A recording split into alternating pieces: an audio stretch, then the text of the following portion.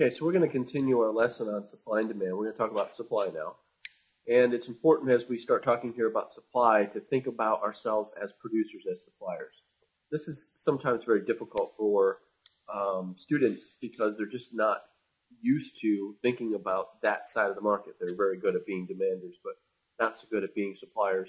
I try to get my college students to think about a summer job that they may have had and thinking about themselves in a management position within that job, having to make decisions and how the things that happen in the marketplace might affect them. And trying to get that frame of reference is really helpful, I think, before beginning a discussion on supply. Depending on the level that you're teaching this material at, it's sometimes it's going to be a little bit more difficult. You might have to spend some time talking about maybe different kinds of jobs and different kinds of industries to get students at least to be comfortable with some of the language. So when we get to this point of talking about supply, then we can break it down like we did with demand, break it down in terms of the behavior of a producer, of a supplier, and then translate that behavior into a mathematical model that we can represent and solve problems and predict what's going to happen in markets with this mathematical model. So we need to talk about this behavior part. Well, what do suppliers do? Suppliers produce products in order to profit maximize. And so a supplier is going to be responding to price very much like a consumer responds to price, right? The consumer responds to price based on trying to make them, the consumer, as well off as possible, getting the products that they want and the services that they want at the lowest possible price, using the fewest resources. Right? A supplier has a kind of the same math problem, just from a different point of view. The math problem is to optimize profit.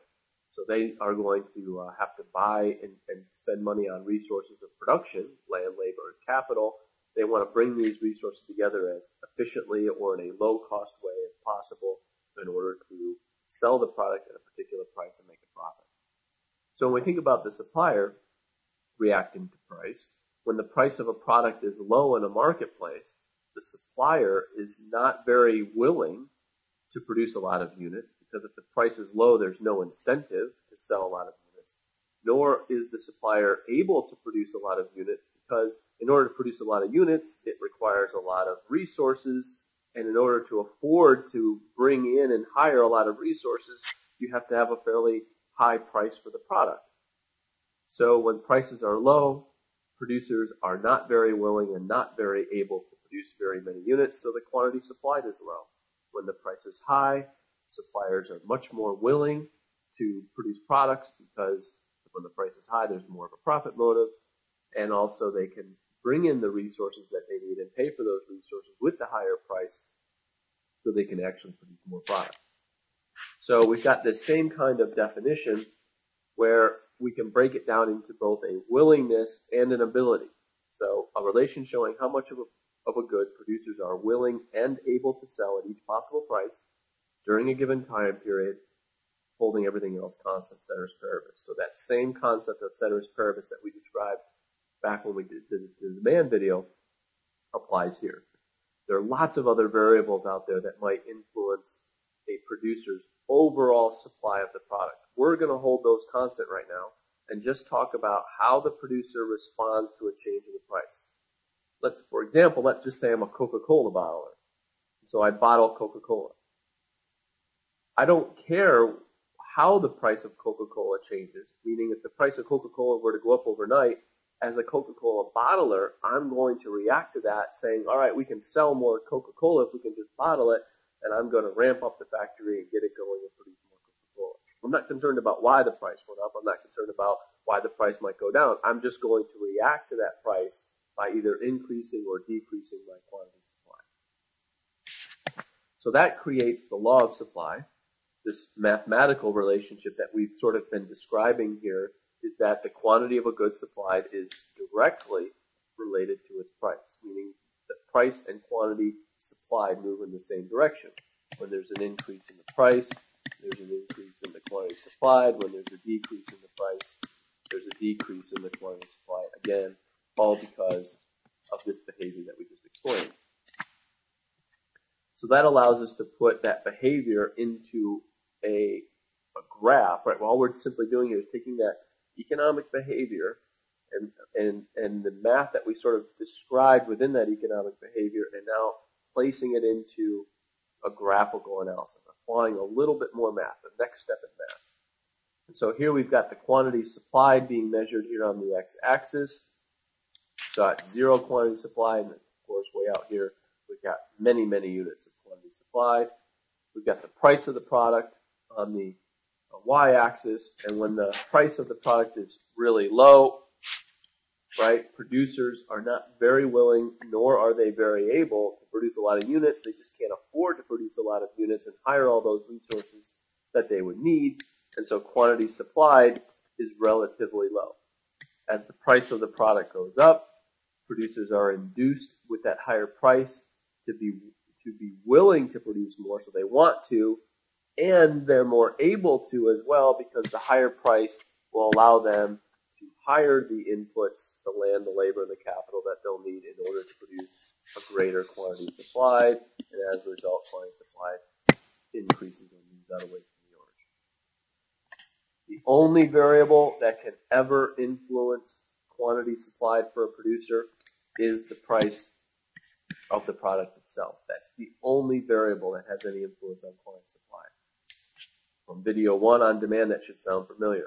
The only variable that influences quantity demanded is the price of the product itself. So in that same context, we're thinking of this supply curve here, which is a function of a bunch of variables that influence the producer's overall ability to make the product. Those factors are being held constant right now. And all we're simply concerned about here is how the price influences the producer's quantity supply.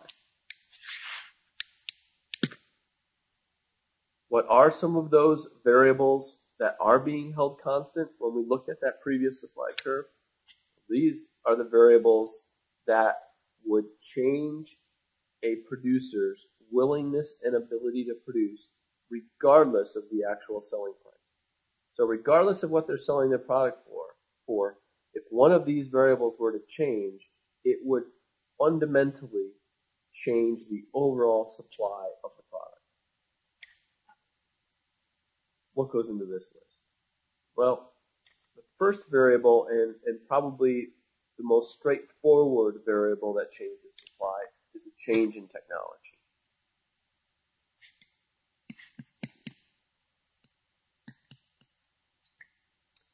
And with a change in technology, we think about technology as improving the ability of the firm to produce the product.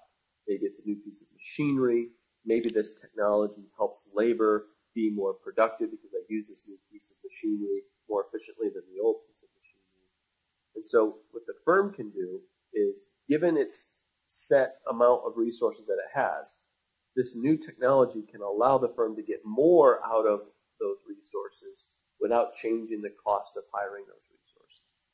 So a change in technology typically has the effect of increasing supply or allowing the firm to expand output regardless of what the actual selling price is.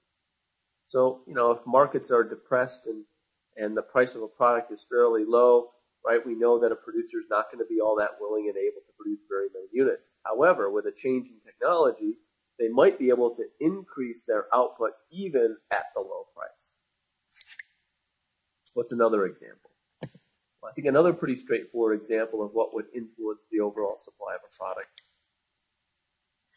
is the price of the factors of production, or the inputs that go into producing the product.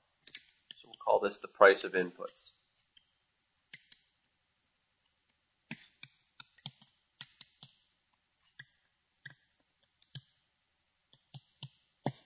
Factors of production. What are we talking about here? Well, in general, we're talking about the price of labor, land, capital, which is machinery and equipment, and entrepreneurial skill. Specialized management labor, which is often separated out as its own input category from labor. So if the price of these inputs were to change, the producer would have to change the supply accordingly. So if the price of labor went up, wages went higher, the producer would not be able to produce the same quantity of good regardless of the selling price. And therefore, the quantity supplied would decrease at every possible price, or we would call that a decrease in supply or a change in supply. So that higher, so for an example, an increase in wages results in a decrease in supply. Another example. Another example would be expectations. So just like with expectations affecting the demand for a product, expectations can affect the supply. So these would be variables that the producer would be sort of looking at in the future. A change in input prices in the future would affect supply today. Maybe potential new technology that's coming up in the future might affect supply today. So we're looking at variables that are happening in the future that have an influence on the overall supply of the product right now. And then lastly, the number of producers, the number of suppliers. If there were more producers in the market for a particular product because they were attracted into the industry by, say, large profits, then as more producers come in, the overall market supply for the product would increase, and we would analyze the problem accordingly. Okay. So these are variables that change supply, and what we mean by that is that they move the entire supply curve. So, for example, when we look at S1 to S2, we're talking here about an increase in supply because all of the points of production along S1, all of these infinite number of points along S1, have all expanded. So at the same selling price, let's say right here, for example, that was the quantity supplied along S1, and now we've got the quantity supplied along S2. So at every single selling price, the quantity supplied has increased, or we call that an overall change in supply. What could have caused that? It could have been a new technology. It could have been a decrease in input prices. Those are two examples that could have caused an increase in supply, both of these allowing the producer to be able to increase production regardless of the actual selling price in the marketplace. What determines the actual selling price in the marketplace? Well, that's equilibrium. That's when we put both suppliers and demanders together and let them sort of work out through the function of the invisible hand what the equilibrium price will be. We're going to get to that in a minute.